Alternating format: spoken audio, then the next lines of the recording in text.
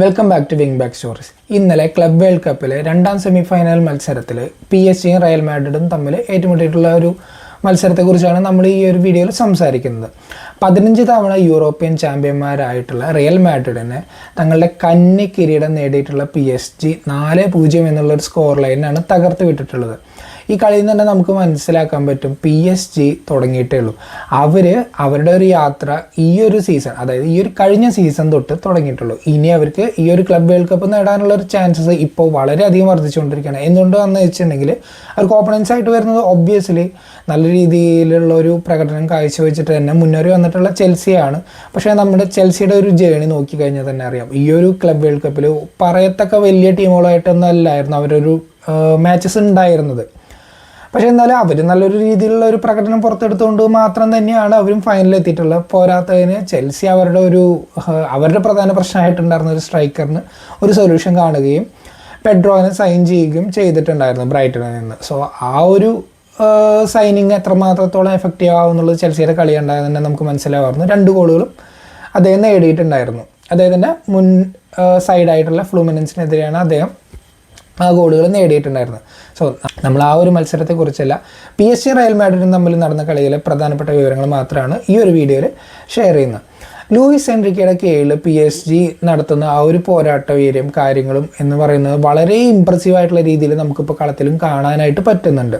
ഒരുപാട് വലിയ വലിയ താരങ്ങൾ ഇല്ലാത്ത ഒരു സൈഡിനെ വെച്ചിട്ട് പ്രോപ്പറായിട്ടുള്ള രീതിയിൽ പാസിങ് സ്റ്റൈലായാലും ഈവൻ അറ്റാക്കിംഗ് ആയാലും വളരെ മനോഹരമായിട്ടുള്ള രീതിയിൽ കളിപ്പിക്കാനായിട്ട് ലൂയിസ് എൻറിക്കയ്ക്ക് സാധിക്കുന്നു എന്നുള്ളത് തന്നെയാണ് PSG-യുടെ ആയിട്ടുള്ള ഒരു വിജയത്തിൻ്റെ ഏറ്റവും പ്രധാനപ്പെട്ട ഘടകമായിട്ട് നമുക്ക് കാണാനായിട്ട് സാധിക്കുന്നത്. അപ്പോൾ ഇന്നലത്തെ കളി തന്നെ എടുത്തു കഴിഞ്ഞാൽ അറിയാം, PSG പ്രോപ്പറായി അറ്റാക്ക് ചെയ്ത് കളിക്കുന്നതാണ്. കളി സ്റ്റാർട്ട് ചെയ്തപ്പോൾ തന്നെ അവർ ആ ഒരു അറ്റാക്കിംഗ് ആയിട്ടുള്ള ഒരു പ്ലേ നടത്തുന്നത് നമ്മൾ കണ്ടതാണ്.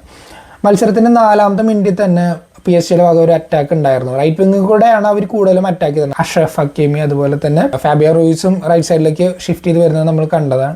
പിന്നെ ഡെസിറി ഡുവേ ഈ ഒരു പ്ലേയേഴ്സൊക്കെയാണ് റൈറ്റ് സൈഡിൽ കൂടുതലായിട്ട് കളിച്ചിട്ടുണ്ടായിരുന്നത്. സ്ട്രൈക്കറായിട്ട് സ്റ്റാർട്ട് ചെയ്തത് ഒസ്മാൻ ഡെംബലെയാണ്. ലെഫ്റ്റ് സൈഡ് ഫോർവേഡായിട്ട് സ്റ്റാർട്ട് ചെയ്തത് ക്വററ്റ്ഷീലയാണ്. 4ാമത്തെ മിനിറ്റിൽ തന്നെ ഒരു അറ്റംപ്റ്റ് കാണാണ് PSG-യുടെ റൈറ്റ് വിങ്ങിൽ നിന്ന് ഫാബിയോ റൂയിസ് ഒരു കേളർ അടിച്ചു കയറ്റാനായിട്ടുള്ള ഒരു ശ്രമം നടത്തുകയാണ്. അത് കോർട്ട്വ തടഞ്ഞില്ലായിരുന്നെങ്കിലും മസ്റ്റായിട്ട് ഒരു ഗോളായിട്ട് പോയാണ്. അദ്ദേഹം ഗോൾ മുഖത്ത് നിന്ന് ആ ഒരു ബോൾ തട്ടിയായിട്ടാണ്.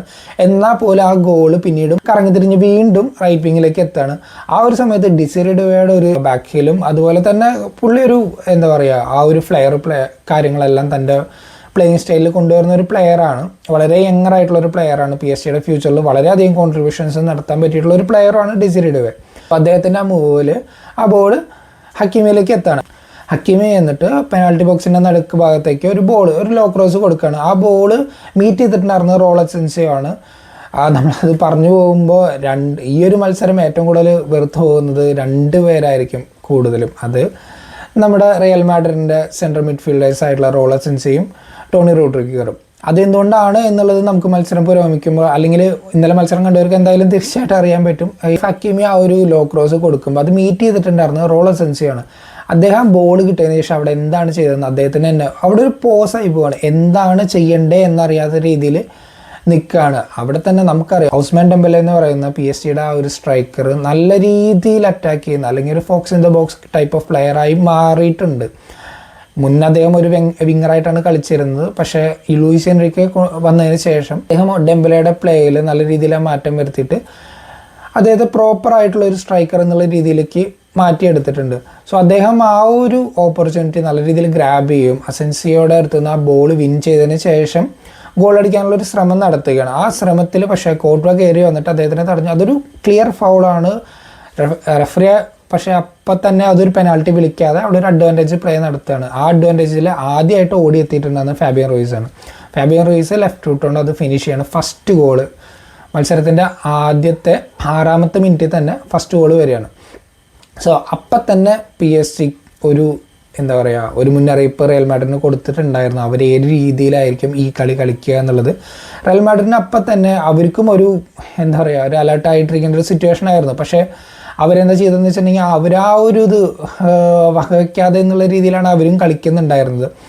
പിന്നീട് 9ാമത്തെ മിനിറ്റിലാണ് രണ്ടാമത്തെ ഗോൾ വരുന്നത്. ആ രണ്ടാമത്തെ ഗോൾ വരുന്നതും ടോണി റൂഡിഗറിന്റെ ഒരു മിസ്റ്റേക്കിൽ തന്നെയാണ്. റയൽ മാഡ്രിഡിന്റെ ഹാഫിലായിരുന്നു ബോൾ ഉണ്ടായിരുന്നത്. റൂഡിഗർ ബോൾ കിട്ടിയതിന് ശേഷം എന്താണ് ചെയ്തതെന്ന് അദ്ദേഹത്തിന് തന്നെ ക്ലിയർ അല്ലാത്തൊരു സിറ്റുവേഷൻ ആയിരുന്നു. അദ്ദേഹം കിക്ക് ചെയ്യാൻ ശ്രമിച്ചാണോ പാസ് ചെയ്യാൻ ശ്രമിച്ചാണോ പോലും അദ്ദേഹത്തിന് അറിയുന്നുണ്ടായിരുന്നില്ല. അവിടെയും ബോൾ വിൻ ചെയ്തത് ഉസ്മാൻ ഡെമ്പലെയാണ്. അദ്ദേഹം ബോൾ കിട്ടിയതിന് ശേഷം ക്യാരി ഫോർവേഡ് ചെയ്ത് പോയിട്ട് വളരെ പ്രോപ്പറായിട്ട് ഒരു നീറ്റ് ഫിനിഷ് ചെയ്യാണ് ലെഫ്റ്റ് കോർണർ ഭാഗത്തേക്ക്. തിബോ കോർട്ടർ ചാടി നോക്കി, എന്നാലും അദ്ദേഹത്തിന് എത്താൻ പറ്റുന്നുണ്ടായിരുന്നില്ല. അപ്പം തന്നെ അദ്ദേഹം ഗോള് നേടി. 9ാമത്തെ മിനിറ്റിലാണ് രണ്ടാമത്തെ ഗോൾ വരുന്നത്.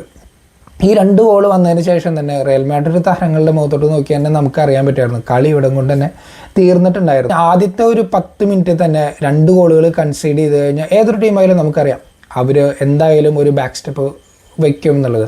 പക്ഷേ റിയൽ മാഡ്രിഡ് ആയതുകൊണ്ട് തന്നെ അവരുടെ ആരാധകർക്ക് ഒരു പ്രതീക്ഷ ഉണ്ടായിട്ടുണ്ടാവണം. എന്തുകൊണ്ടാണെന്ന് വെച്ചിട്ടുണ്ടെങ്കിൽ അവർക്ക് അറിയാലോ, അവർ റെമോൺടാഡ് അല്ലെങ്കിൽ കംബാക്കുകളൊക്കെ ഒരുപാട് നടത്തിയിട്ടുള്ള ക്ലബ്ബുകളാണ്. അങ്ങനെയുള്ള ചരിത്രം പറയാനുള്ള ഒരു ക്ലബ്ബുമാണ്.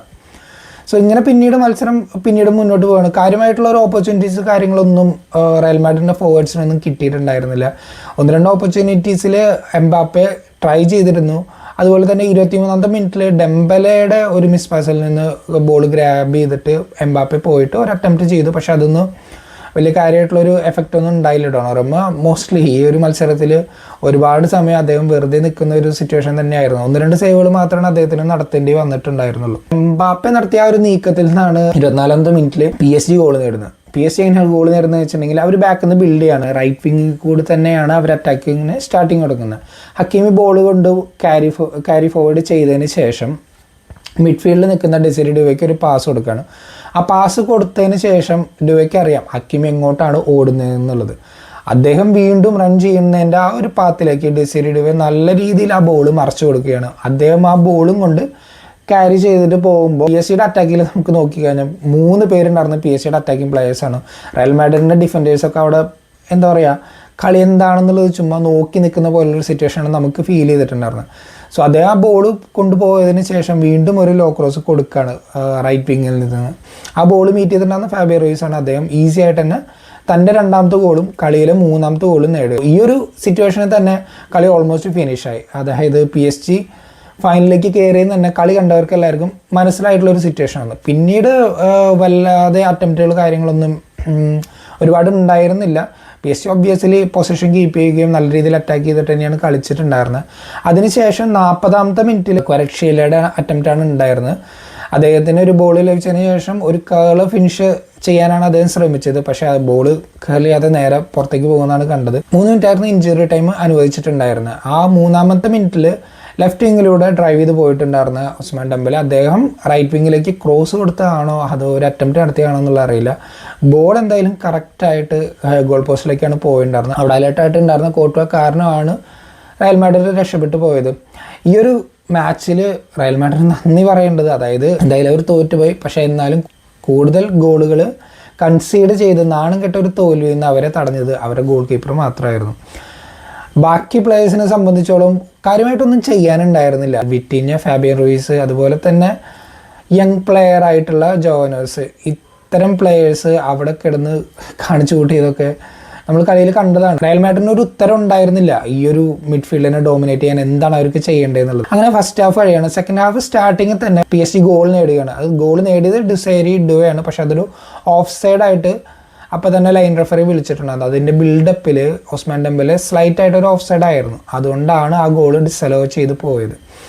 പിന്നീട് കുറേ ചേഞ്ചസ് 2 ടീമുകളും വരുത്തിയിട്ടുണ്ടായിരുന്നു. ഗോൺസാലോ റാമോസ് അതുപോലെ ബാർക്കോളേനൊക്കെ PSG കൊണ്ടുവന്നിട്ടുണ്ടായിരുന്നു. ഡിഫൻസിൽ കുറച്ചുകൂടി അഡീഷണലായിട്ട് മിലിറ്റാവാനൊക്കെ റയൽ മാഡ്രിഡും കൊണ്ടുവന്നിട്ടുണ്ടായിരുന്നു. പക്ഷെ അവരുടെ അറ്റാക്കുകളും കാര്യങ്ങളൊന്നും വലിയ കാര്യമായിട്ടൊന്നും എഫക്റ്റീവ് ആയിരുന്നില്ല. ഡൊണാറുമേനെ ടെസ്റ്റ് ചെയ്യുന്ന രീതിയിലുള്ള ഒരു അറ്റാക്കും കാര്യങ്ങളും റയൽ മാഡ്രിഡിൻ്റെ ഭാഗത്തുനിന്നൊന്നും ഉണ്ടായിരുന്നില്ല.